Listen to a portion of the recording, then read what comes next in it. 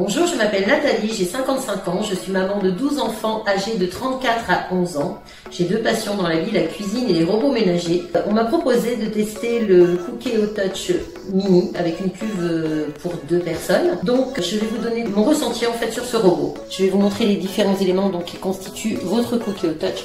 Donc vous avez tout d'abord cette cuve qui a un niveau maximum. Il faut toujours vérifier de ne pas dépasser au niveau du petit trait, ça c'est très important puisque sinon il y aura un défaut au niveau de l'utilisation. Vous avez votre panier vapeur qui est constitué donc du panier vapeur et d'un petit trépied, donc très facile à installer en fait.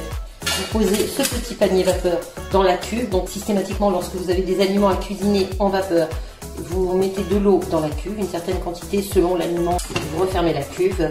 Et vous sélectionnez donc la cuisson souhaitée. Il y a aussi le petit récupérateur d'eau. Alors ça c'est un élément très important qu'il faut retirer après chaque utilisation. Vous le nettoyez à l'eau savonneuse ou vous pouvez le passer au lave-vaisselle. Ça c'est très important, il faut le vider après chaque utilisation. Donc vous avez au-dessus le verrouillage en fait. Lorsque ce mode est activé, le Cookéo donc est prêt à fonctionner. Il prend très peu de place, même franchement pour une famille de 4 personnes. Moi je pense qu'il fait largement l'affaire en termes de quantité parce que la quantité est très raisonnable. Vous avez des tas de recettes qui sont intégrées mélangeant donc les légumes, le féculent et la viande à votre robot. Il vous rendra service dans le quotidien dans le sens où vous pouvez cuisiner sainement. Je vais vous expliquer avec l'écran tactile inclinable toutes les fonctions que vous pouvez retrouver sur votre Cookéo Touch Mini. Vous avez d'abord le mode sous pression, vous avez la basse pression, la haute pression ou la pression express. Ensuite vous avez la fonction vapeur, vous avez la vapeur douce ou la vapeur boost.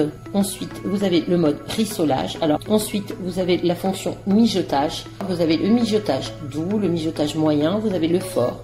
C'est à vous de choisir l'intensité ou alors de sélectionner une recette qui prend en considération directement le mode de mijotage adapté à l'aliment que vous allez cuisiner. Ensuite, vous avez donc réchauffé. Donc si vous avez des aliments à réchauffer, vous les intégrez directement dans la cuve du Cookéo, vous sélectionnez le mode Start et ça réchauffera directement vos aliments. Et ensuite, vous avez le mode maintien au chaud. Donc ce mode-là, systématiquement, se met en route dès la fin de cuisson de vos aliments. Ça vous permet de garder vos aliments à température adaptée pour être consommé juste après. Alors, je vais préparer une recette de riz à l'espagnol. C'est une recette que j'ai l'habitude de préparer régulièrement. Je commence par mettre un petit peu d'huile dans ma cuve.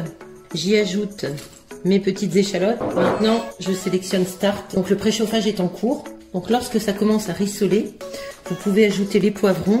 Alors, toujours au niveau de la cuve, pour ne pas l'abîmer, il est important de toujours prendre une cuillère en bois pour prendre soin et garder le plus longtemps possible votre cuve. Ça, c'est très important. Maintenant, j'y ajoute mon émincé de chorizo.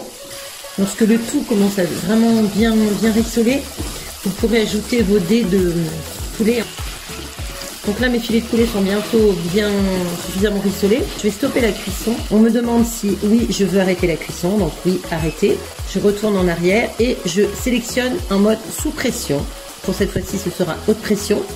Et 10 minutes, c'est parfait. Donc je vais ajouter mon riz. Et pour cette recette, j'ai pris 250 g de riz. Alors moi, j'y ajoute quelques tomates, mais ça n'est pas obligatoire. Alors j'y ajoute du coulis de tomates. Lorsque c'est recouvert, il n'y a pas de souci. Vous avez suffisamment de liquide pour la cuisson du riz. Donc maintenant, je ferme mon Cookéo. Je clique sur OK et Start. Et voilà, la cuisson est partie pour 10 minutes. Donc là, nous sommes dans les dernières secondes de la cuisson. Voilà, ce petit signal sonore vous indique que donc la décompression se fait par la petite valve que vous voyez ici. Vous voyez, la cuisson du riz est totalement parfaite, vraiment. Soit vous préservez le maintien au chaud. Si vous passez à table directement, vous appuyez sur Stop. Et voilà, donc je viens de servir une belle assiette donc de ce riz à l'espagnol. Vous voyez, la cuisson est vraiment totalement parfaite. Donc voilà, en fait, je pense que j'ai expliqué toutes les fonctions de notre Cookie au Touch Mini. Le test est vraiment super, je suis extrêmement contente. Je le conseille vivement.